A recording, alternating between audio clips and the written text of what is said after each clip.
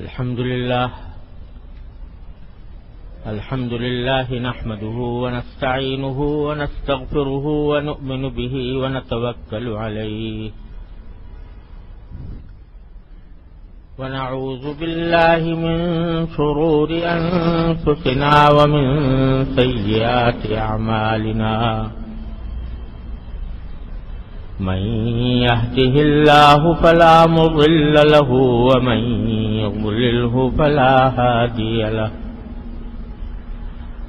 وأشهد أن لا إله إلا الله وحده لا شريك له وأشهد أن سيدنا وسندنا ونبينا ومولانا محمدا عبده ورسوله صلى الله تعالى عليه وعلى آله وأصحابه وبارك وسلم تسليما كثيرا. أما بعد فأعوذ بالله من الشيطان الرجيم. بسم الله الرحمن الرحيم. لقد كان لكم في رسول الله أسوة حسنة لمن كان يرجو الله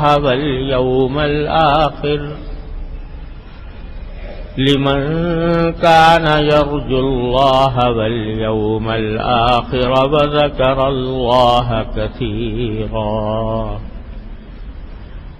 آمنت بالله صدق الله مولانا العظيم وصدق رسوله النبي الكريم ونحن على ذلك من الشاهدين والشاكرين والحمد لله رب العالمين.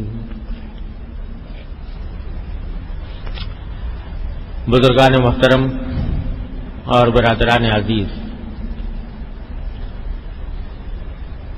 ربیع الاول کا مہینہ شروع ہو چکا ہے اور یہ وہ مبارک مہینہ ہے جس میں ہم سب کے آقا نامدار سید الاولین والآخرین سردار دو عالم محمد مصطفیٰ صلی اللہ علیہ وسلم اس دنیا میں تشریف لائے. آپ کی ولادت باسعادت اسی مہینے میں ہوئی اور اگر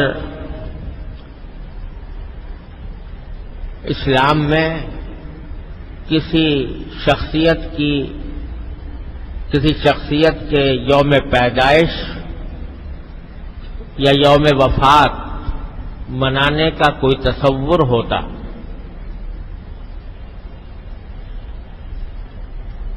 تو نبی کریم سرور دو عالم صلی اللہ علیہ وسلم کے یوم ولادت سے زیادہ کوئی اور دن اس کا مستحق نہیں تھا، کیونکہ یہ وہ دن تھا جس میں اللہ تبارک و تعالی نے انسانیت کی رہنمائی کے لیے حضور نبی کریم سرور دو عالم صلی اللہ علیہ وسلم کو دنیا میں مبعوث فرمایا، دنیا کے اندر بھیجا، اور وہ ذات اقدس اس دنیا میں تشریف لائی جس کو ساری کائنات کی تخلیق کا مقصد کہا جائے تو غلط نہیں ہوگا. ایک روایت لوگوں کے زبان پر مشہور ہے کہ اللہ تبارک و تعالی نے حضور اقدس صلی اللہ علیہ وسلم سے فرمایا کہ لولاک لما خلقت الافلاک، یعنی اگر آپ نہ ہوتے تو میں ان آسمانوں کو پیدا نہ کرتا. یہ روایت سند کے اعتبار سے تو یہ موضوع ہے، یعنی صحیح نہیں ہے، یہ حدیث کے طور پر درست نہیں ہے، لیکن معنی کے اعتبار سے بالکل درست ہے۔ یعنی واقعتاً حضور نبی کریم صلی اللہ علیہ وسلم کی ذات والا صفات اس کائنات کی تخلیق کا مقصد تھی۔ اگر آپ دنیا میں تشریف لانے والے نہ ہوتے تو اللہ یہ کائنات ہی پیدا نہ کرتا، نہ یہ زمین ہوتی، نہ یہ آسمان ہوتا، نہ یہ ہوائیں ہوتی، نہ یہ بادل ہوتے، نہ سمندر ہوتے، نہ یہ دریا ہوتے۔ اور اقبال مرحوم نے اس بات کو بڑی بلاغت کے ساتھ کہا ہے کہ ہونا یہ نام تو کلیوں کا تبسم بھی نہ ہو، ہونا یہ نام یعنی نبی کریم سرورت عالم صلی اللہ علیہ وسلم کا نام مبارک، ہونا یہ نام تو کلیوں کا تبسم بھی نہ ہو، چمن دہر میں بلبل کا ترنم بھی نہ ہو، یہ نہ ساقی ہو تو پھر میں بھی نہ ہو، خم بھی نہ ہو، بزم توحید بھی دنیا میں نہ ہو، تم بھی نہ ہو، خیمہ افلاق کا استادہ اسی نام سے ہے، نبض ہستی تپش آمادہ اسی نام سے ہے۔ تو در حقیقت یہ کوئی مبالغہ نہیں، حقیقت ہے کہ حضور سرور دو عالم صلی اللہ علیہ وسلم اس پوری کائنات کی تخلیق کا مقصد ہے۔ لہذا جس دن اللہ تبارک و تعالی نے آپ کو اس دنیا میں مبعوث فرمایا، وہ دن یقیناً اس کائنات کا سب سے زیادہ مقدس، سب سے زیادہ سعادت والا دن تھا، سب سے زیادہ مبارک دن تھا، جس میں سرکار دو عالم صلی اللہ علیہ وسلم دنیا میں تشریف لائے۔ تو اگر اسلام میں کسی کے یوم پیدائش منانے کا کوئی تصور ہوتا تو اس دن سے زیادہ کوئی اس بات کا حقدار نہیں تھا کہ اس دن کو ایک عید کا دن بنایا جائے، اس کو ایک جشن کا دن بنایا جائے۔ لیکن جو دین لے کر سرکار دو عالم صلی اللہ علیہ وسلم تشریف لائے اور جس دین کی آپ نے ہمیں تعلیم و تبلیغ فرمائی، وہ دنیا سے نرالا دین ہے، وہ سارے مذہبوں سے نرالا مذہب ہے۔ اس میں اللہ تبارک و تعالی نے حضور اقدس صلی اللہ علیہ وسلم کے حوالے سے اور آپ کے ذریعے ہمیں جو تعلیمات عطا فرمائی ہیں وہ یہ ہے کہ رسمی طور پر دن منانے سے کچھ نہیں ہوتا۔ کسی کا یوم پیدائش منا لو، کسی کا یوم وفات منا لو، اس کے اوپر جشن کر لو، اس کی یاد میں چراغاں کر لو، اس سے کچھ نہیں ہوتا۔ اصل بات یہ ہے کہ جو پیغام وہ لے کر تشریف لائے تھے، جو تعلیم انہوں نے دی تھی اور جو ہدایات انہوں نے عطا فرمائی تھی، ان پر کتنا عمل کر رہے ہیں۔ ہمارا سارا دین ہمیں یہ سکھاتا ہے کہ رسمی طور پر دن منانے سے کچھ نہیں ہوتا، رسمی طور پر کوئی کارروائی کر دینے کی کوئی حقیقت نہیں۔ اصل بات یہ ہے کہ اس روح کو دیکھو، اس پیغام کو دیکھو جو سرکار دو عالم صلی اللہ علیہ وسلم لے کر تشریف لائے۔ یہی وجہ ہے کہ آپ دیکھیں گے کہ یوں تو ہر مذہب کے اندر کوئی نہ کوئی عید کا دن ہوتا ہے، کوئی جشن کا دن ہوتا ہے، تہوار منایا جاتا ہے، اسلام میں بھی ہے۔ لیکن اسلام نے سارے مذہبوں سے ہٹ کر، سارے ادیان سے ہٹ کر 2 دن مقرر فرمائے ہیں عید کے، جشن منانے کے، تہوار منانے، ایک عید الفطر اور ایک عید الاضحیٰ۔ اگر آپ غور کریں تو دونوں دن ایسے ہیں کہ کسی خاص تاریخی واقعے کی یاد میں مقرر نہیں کیے گئے۔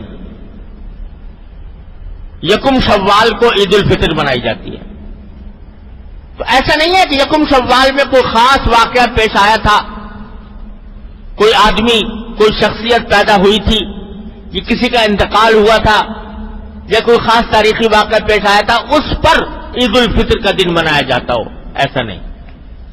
یکم شوال میں کوئی خاص تاریخی واقعہ ایسا پیش نہیں آیا۔ عید الاضحیٰ ہے وہ 10 ذوالحجہ کو منائی جاتی ہے۔ 10 ذوالحجہ کو نہ کسی کا یوم پیدائش ہے، نہ کسی کا یوم وفات ہے، نہ کوئی اور خاص تاریخی واقعہ اس سے وابستہ ہے۔ اگرچہ ان دنوں میں جو قربانی کی جاتی ہے وہ حضرت ابراہیم خلیل اللہ علیہ السلام کی سنت ہے۔ بھائی ذرا اس کو رہنے ہی دے۔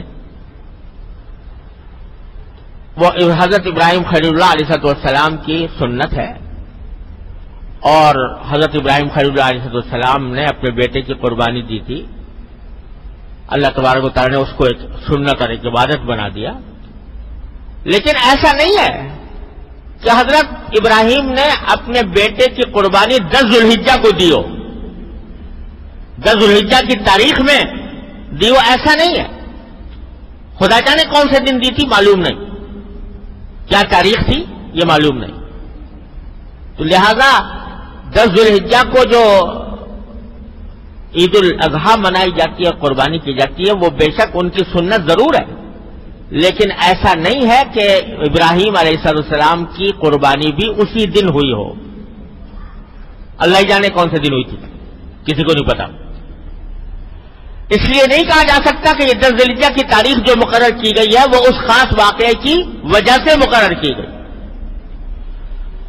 تو اسلام میں 2 عیدیں ہیں، اور دونوں ایسی ہیں کہ ان میں سے کوئی بھی کسی خاص تاریخی واقعے سے وابستہ نہیں۔ اس کے بجائے کس موقع پر 2 عیدیں رکھی گئی ہیں؟ وہ پہلی عید یعنی عید الفطر اس وقت ہے جبکہ مسلمان ایک بڑی عظیم عبادت کی تکمیل کر کے فارغ ہوتے ہیں۔ یکم شوال کب آتی ہے؟ جب رمضان کا پورا مہینہ گزر گیا۔ رمضان کے مہینے میں مسلمانوں نے روزے رکھے، راتوں کو تراویحیں پڑھی، اللہ تبارک و تعالیٰ کے حضور دعائیں کرتے رہے، عبادت کرتے رہے۔ اس موقع پر اس کی تکمیل پر عید الفطر۔ سبق یہ دیا جا رہا ہے کہ محض ماضی کے واقعات پر خوش ہونے اور اس کے اوپر فخر کرنے کے بجائے تم دیکھو تم کیا کر رہے ہو۔ تم نے اگر رمضان کے روزے رکھے ہیں، اللہ تعالیٰ کی عبادت کی ہے، اللہ تعالیٰ کے حضور سجدہ ریز ہوئے ہو، تو بے شک تمہیں عید الفطر منانے کا حق ہے۔ عید الاضحیٰ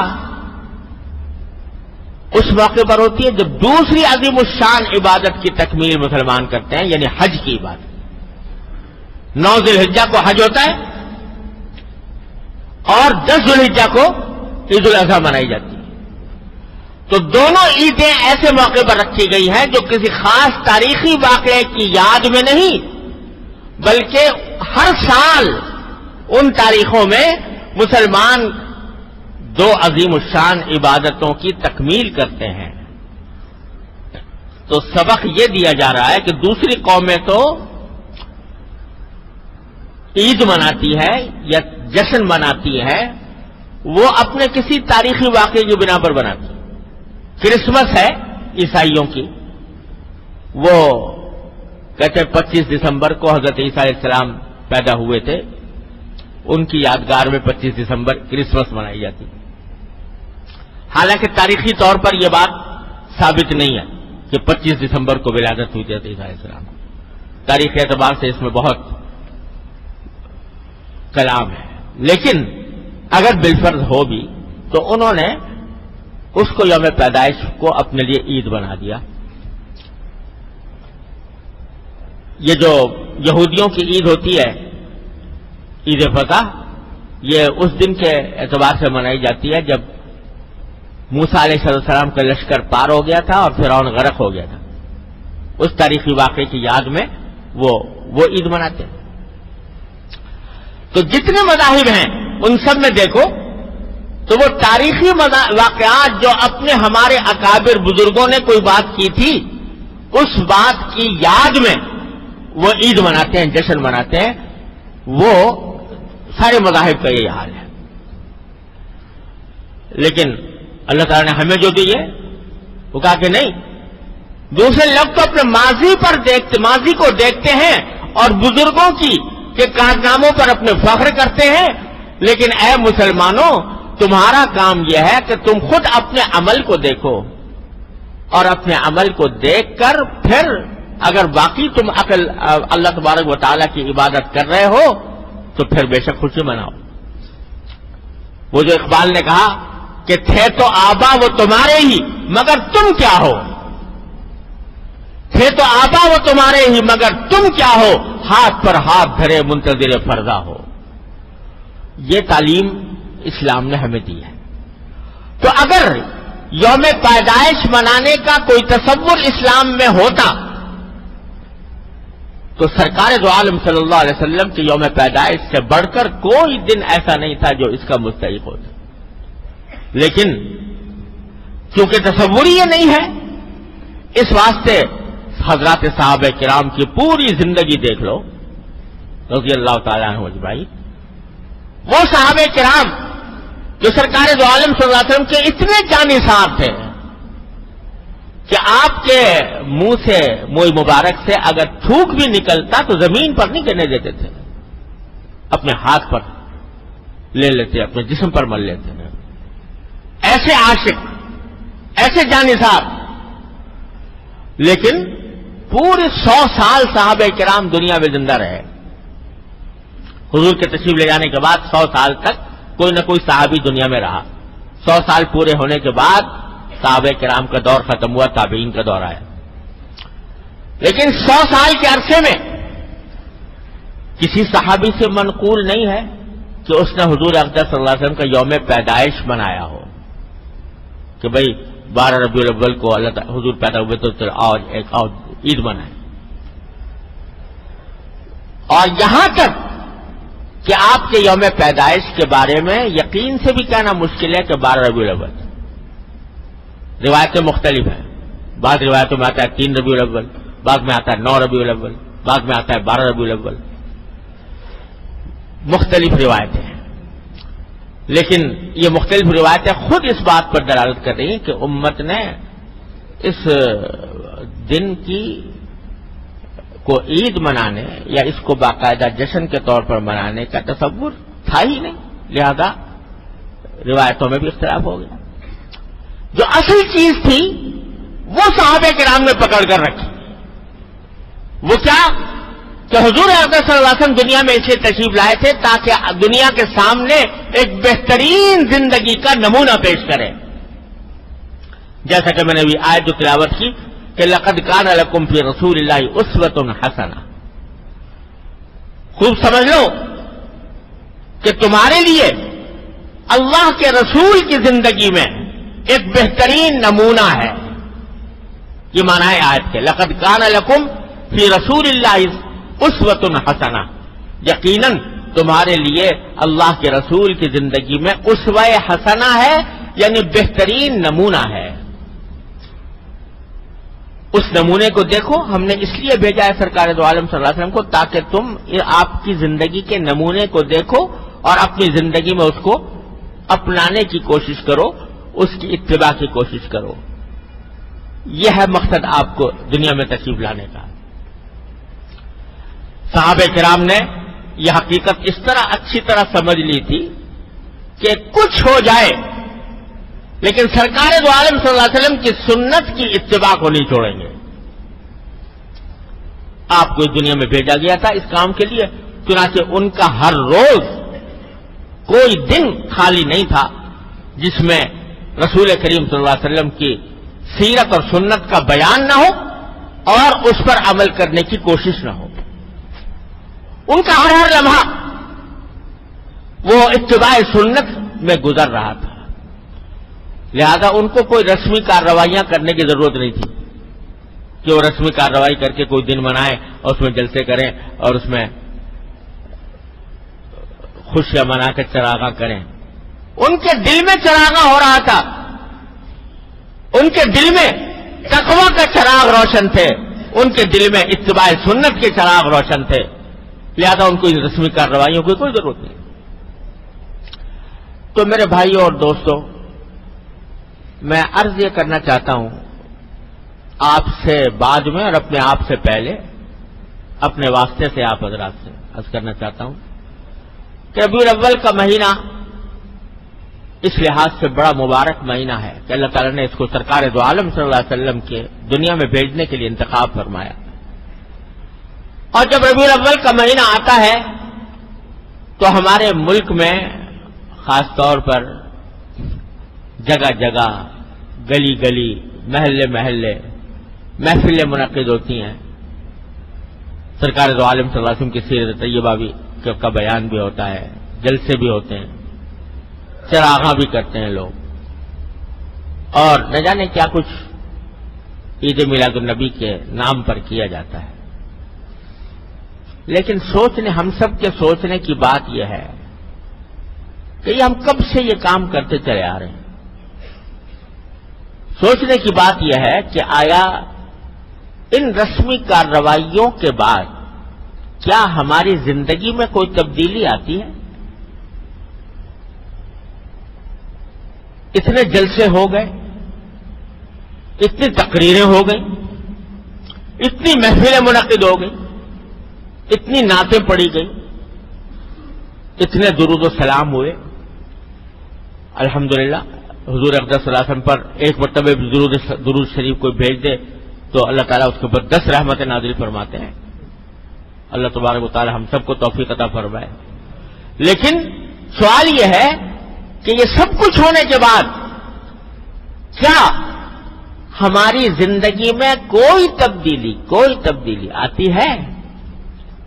کیا ایسا ہوتا ہے کہ ان کارروائیوں سے پہلے ہم کسی سنت سے محروم تھے اور اب ان کارروائیوں کے بعد کسی سنت پر عمل کرنے کی توفیق ہو گئی؟ اگر اس سوال کا جواب ہم اپنے گریبانوں میں منہ ڈال کر دیکھیں تو بظاہر اکثر و بیشتر اس کا جواب نفی ہی میں ملے گا. جس ڈھب پر زندگی پہلے چل رہی تھی اب بھی چلتی ہے. پہیا جس طرح گھوم رہا تھا اب بھی گھوم رہا ہے. پہلے اگر سرکار دو عالم صلی اللہ علیہ وسلم کی سنتوں کی اتباع کی فکر نہیں تھی اب بھی نہیں.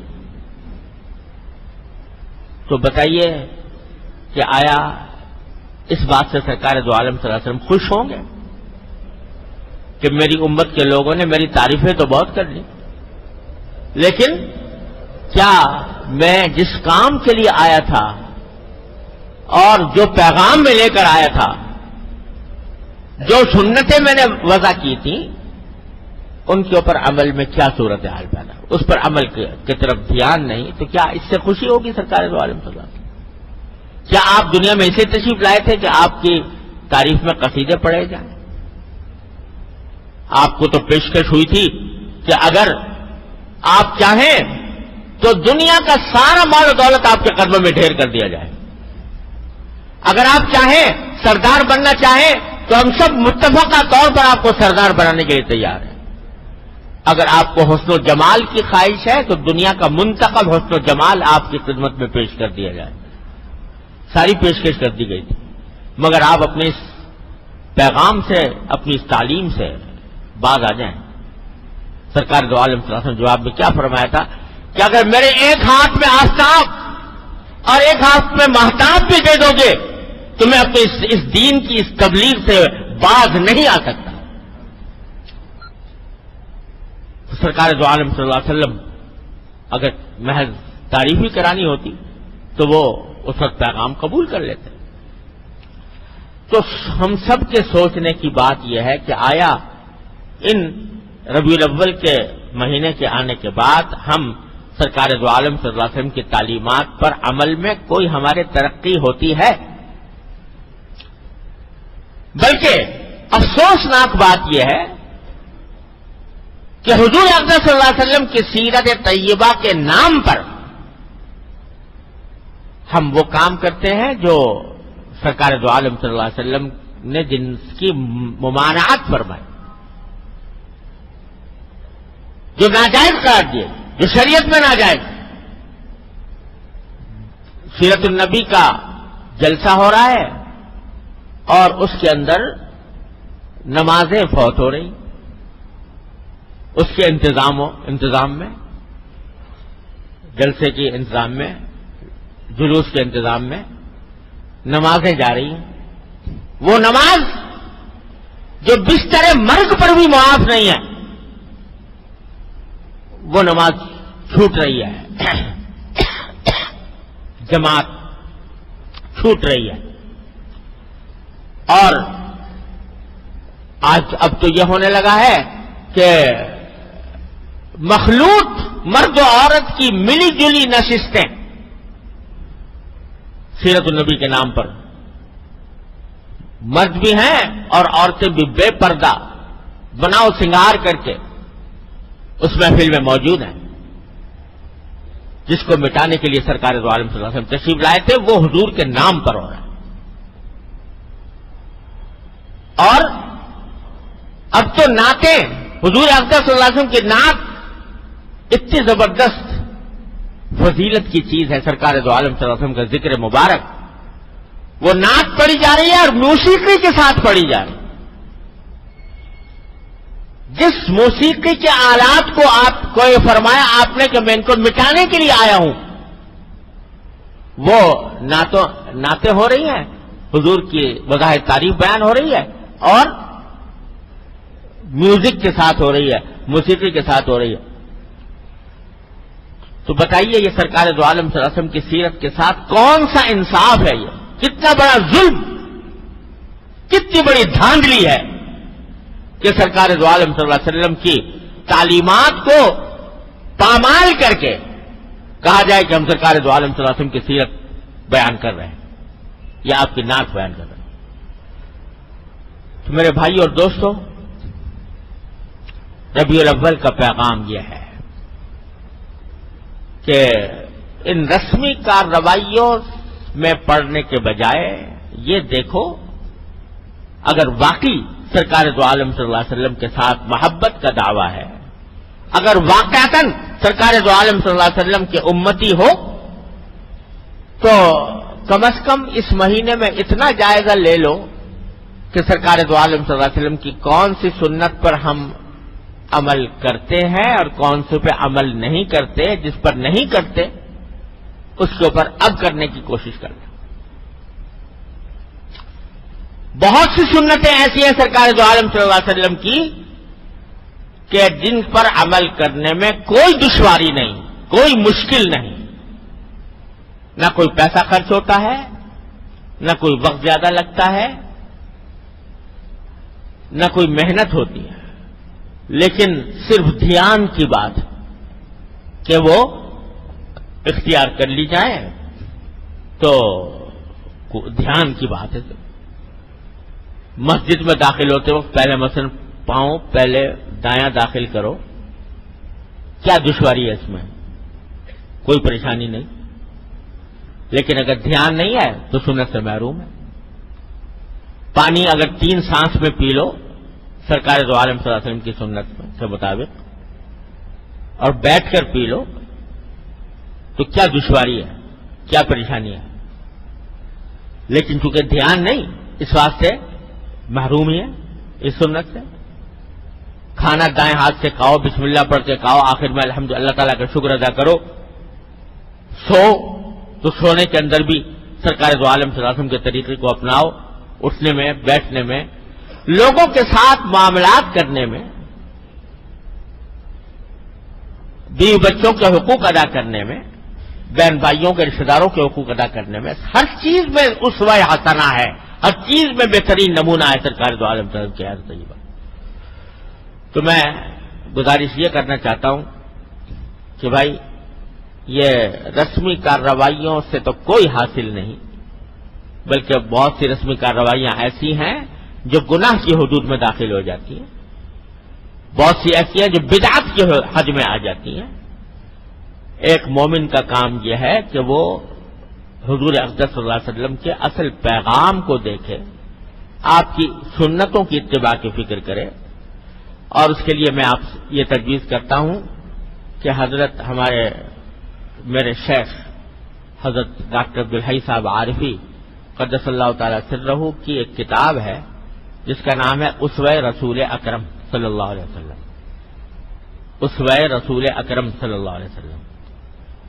وہ در حقیقت اسی آیت کے اوپر عمل کرنے کے لیے لکھی گئی ہے جو میں نے شروع میں پڑھی تھی کہ تمہارے لیے اللہ کے رسول کی زندگی میں بہترین اسوہ ہے، یعنی بہترین نمونہ ہے۔ وہ نمونہ کیا ہے؟ صبح سے لے کر شام تک کی زندگی میں کیا کیا اعمال ہیں جو سنت کا تقاضا ہے، ان کی فہرست جمع کر دی ہے اس کتاب میں۔ آسان الفاظ میں ہے، کوئی اس کو پڑھنے میں دشواری نہیں ہے، اس کو ہر مسلمان اپنے سامنے رکھ لے اور اس کو رکھ کر جائزہ لے اپنا کہ میری زندگی کے اندر ان میں سے کون سی سنت ایسی ہے جس پر الحمدللہ میں پہلے سے ہی عمل کرتا ہوں۔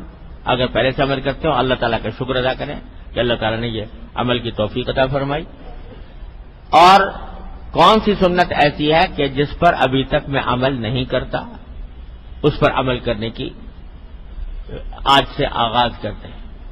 تب تو بھائی ٹھیک ہے کہ بھائی ہم نے رسول کریم صلی اللہ علیہ وسلم کی سیرت اور سنت کا حق ادا کرنے کی کوشش کی، لیکن اگر جھنڈے لہرا دیے اور چراغ روشن کر دیے اور حضور اقدس صلی اللہ علیہ وسلم کے روضہ اقدس کی شبیہیں بنا لی اور بنا کر گنبد کھڑے کر لیے اور جلوس نکال لیا اور جلسے کر لیے، تو محض اس سے سرکار دو عالم صلی اللہ علیہ وسلم کی سیرت و سنت کا حق ادا نہیں ہوتا۔